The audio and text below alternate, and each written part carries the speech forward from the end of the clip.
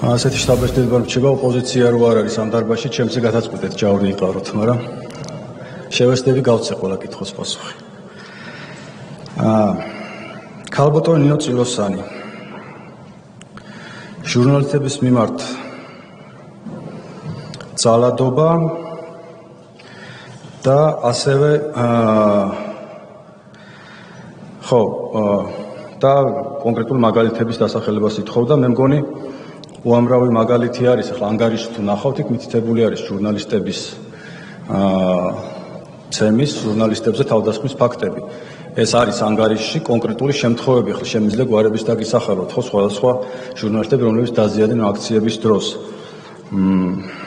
აქვე მინდა იმ კითხვასაც ამ კონტექსტში იმაზეც გავცე პასუხი, რომ რატომღაც ასეთი შტაბ-ეტაპი იქნება, რომ როდესაც მე ანგარიშს წარმოვადგენ, უნდა ვისაუბრო რაღაც პოზიტიურ საკითხებზე და მაინც და მაინც ანგარიში, რომელიც მე გითხარით 400 გვერდიანი არის, იქ დაახლოებით 30 ჯერ აბზაცი იწყება, რომ მისასალმებელია, რომ დადებითად ვაფასებთ, მაგრამ შეგნებულად მოხსენებაში ეს ნაწილები მე არ გადმომიტანია. და არ გადმომიტანია იმიტომ, რომ თქვენი ყურადღება გავამახვილო პრობლემურ საკითხებზე.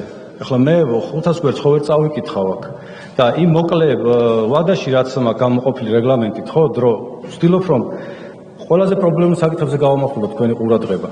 და ამიტომ არის ძირითადად საუბარი პრობლემებზე. ეს მინდა იცოდეთ, თორე რა თქმა უნდა არის საკითხები, რომელშიც წინსვლაც არის, სადაც რაღაცა პოზიტივიც არის, მისასალმებელიც არის და ასე შემდეგ. ასე რომ მე არ ვფიქრობ, რომ აქ რაღაცა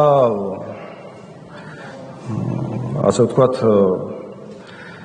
სხვანაირად უნდა პოზიციონირებთ სახალხო დამცველი. ახლა სახალხო დამცველი თუ გამოვიდა და ისაუბრა რა კარგად არის ქვეყანაში საქმე, მე მგონი ის საერთოდ არ უნდა იყოს სახალხო დამცველი, ხო? მე ასე ვფიქრობ.